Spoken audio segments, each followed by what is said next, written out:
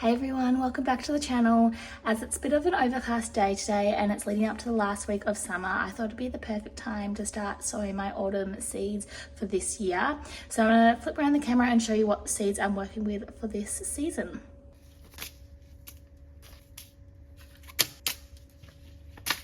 For this autumn season, I decided to purchase my seeds from Happy Valley Seeds, which is an online company in Australia that does really well quality seeds that are at a reasonable price. As I didn't grow any poppies last year, I'm eager to grow them again, even though they can be a bit difficult to grow from seed. I got 2 poppy peonies, which are really beautiful poppies. They're different to just the regular poppies. They have more structure, I guess, to them, and they look a bit more fluffy. They look something like this, a bit more like a peony. This one, which is just a poppy peony in a nice rose colour. And I also have a new variety, which is this poppy peony double cream. Poppies do take a long time to grow from seed, roughly around 20 weeks, but I definitely think it's worth it when they start flowering. I've also purchased 2 new seeds that I haven't grown in my garden before, which is Brussels sprouts, which I'm very excited to grow as they produce high yield, as well as some cabbage savoy, which has a really interesting texture. The seed that I've been meaning and desperately wanting to try is a manure crop, and this one is suited for autumn and winter. I think autumn is a great time for me to use it, as I don't have as many plants in the ground compared to my summer garden, so I'll have more space for this manure crop. I do just have to keep in mind it says on the instructions that I need to cut them before they start to set seed. A reason that I purchased this is it is meant to help the quality of the soil and the soil structure. Something fun that this company does is they create little mystery bundle packs, which I've never tried before, but I think it's a really great idea to try new varieties, as I'm usually the one to not go outside my comfort zone with seeds. I've just got 5 seeds of a mixed pack, and then I've got another 5 seeds of just vegetables. So for my mixed pack, what do I get? So starting off, I got some zinnia MV lime green. I've really wanted to try these seeds for a long time, so I'm glad I got that. I also got this broccoli leaf. I don't even know how to pronounce that word, but broccoli leaf, which pretty much just produces the leaf of the broccoli, which is really cool. I didn't actually know that you could actually eat that part of the plant, so I'm excited to grow them. Get some flowers in this pack as well. So I got poppy red tulip, which is a different poppy to the poppy peonies, and more of a typical kind of structured poppy. And I also got some dandelion red, which I had no idea you could actually eat.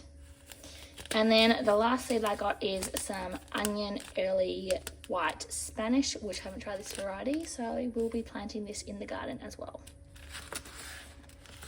So for my vegetable pack, I got an eggplant Tuscany. I'm not sure how to pronounce that, which is great because I only have one variety of eggplant. I believe this one is striped, so it'll be a bit of fun to have in the garden. It also came with this Chinese broccoli, which is different to regular broccoli. I also got some mini cos lettuce, which I need to stock up on, so I'm glad that I got this one as well. And then finally, I just got some spring Japanese onion, as well as some red chilies for summer. So I think these mystery packs do come with a good variety. It has some winter plants and then obviously some summer plants. So I'm excited to put them in my garden and to try all these new varieties that I have for my autumn season. This year as well, I'm trying to be more organized in the garden and kind of have more of an understanding on what varieties are in the ground and the success rate of them. So what I've done this year is I've done this little chart, and hopefully that will make me stay more accountable of what I'm growing and more of an understanding. The ones in red here are the plants that didn't do well and didn't have any success. So what I'm going to do is I've just copied them into the second table, which means the second round, and I'm going to try them again for the second time, and hopefully they do well. These 2 boxes are my first round. I started at the beginning of February, so majority of them are ready to pot up into bigger containers so they can continue to grow big and strong. As you can probably tell, I've had a 50% success rate with these seeds. My usual broccoli and cauliflower seedlings have done really well. I'm also rapt that my calendula seeds that I have saved seed from previous year has had such a good success rate, and they're well and truly ready to pop up. Now this box here is the seedlings. As you can tell, had pretty much had no success germinating, which are mostly herbs, which I usually struggle growing them from seed. For the first time, my kale didn't germinate, so hopefully when I try sowing them again, I'll have a better turnout, because usually I do have a high success rate with them.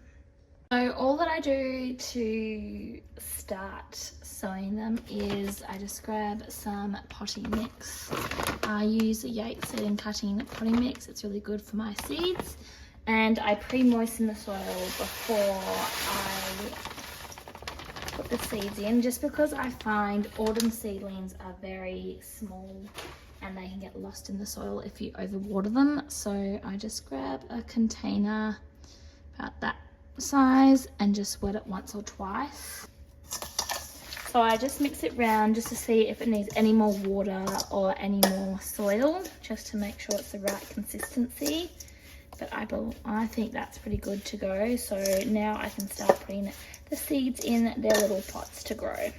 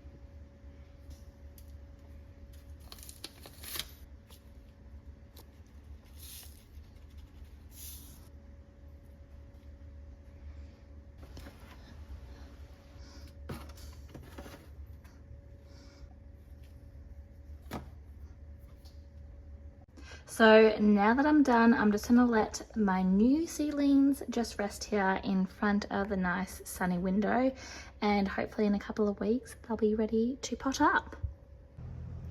Okay, so this is my makeshift potting up station.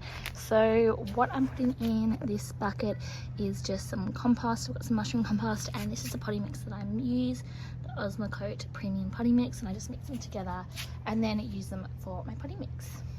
And then once they're potted up, I'm gonna put them with all these other plants that I kind of call my potting station, and I'll try and make room for them, and hopefully there'll be enough room for all of them. These are my foxgloves. Look how good they are looking.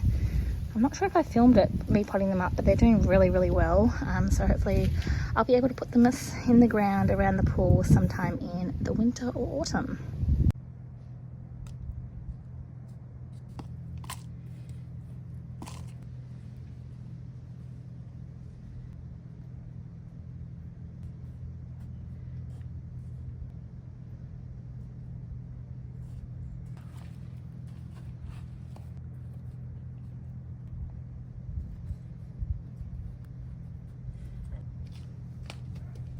What I am doing is I'm just filling up the pot, pretty much the top, and then just putting a hole in the middle of it, pretty deep down, so the roots can go further down. Now, usually with my brassicas, they are pretty leggy, so that's why I like to put them really deep into the soil with really deep pots as well, just because it gives them more strength if they're deeper down into the soil. Similar what you do with your tomatoes, I just put them into the ground really quite deep, just so they can get bigger and stronger and more established. So the reason I'm using potting mix and compost is the potting mix has some soft bits in it and also some bigger chunks like tan bark, which helps the plant grow stronger and gets used to more rough soil than just the fine seed raising mix. Usually these seedlings will stay in here for roughly a month. I usually leave them in for a month just so they can get really big, get really strong and establish really well into the pot. I find that because obviously in autumn and winter it gets pretty wet in this season, that it's better to use more established plants, as younger plants are more prone to slugs and anything that eats little seedlings, which is really annoying. So I find if I put bigger plants in the ground, I get less problems with them being eaten by slugs. Okay. And these are beautiful.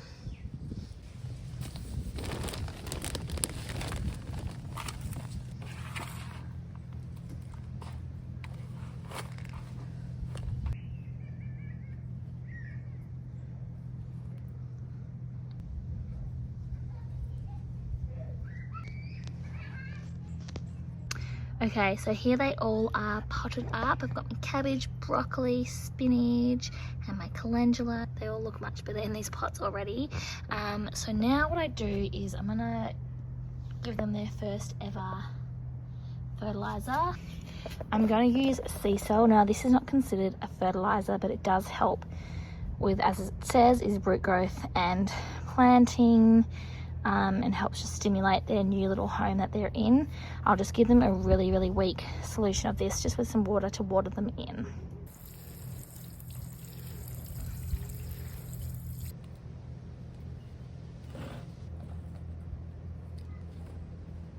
Look how beautiful my purple cauliflowers are. They're doing it so well. They're also needing to go into the ground very soon. At the back there. Guys, here.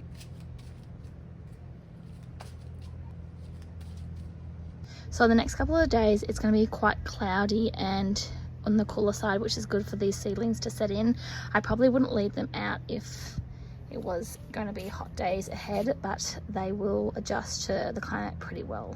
So hopefully in the next couple of weeks I'll be putting these guys into the ground, as long as these plants over here.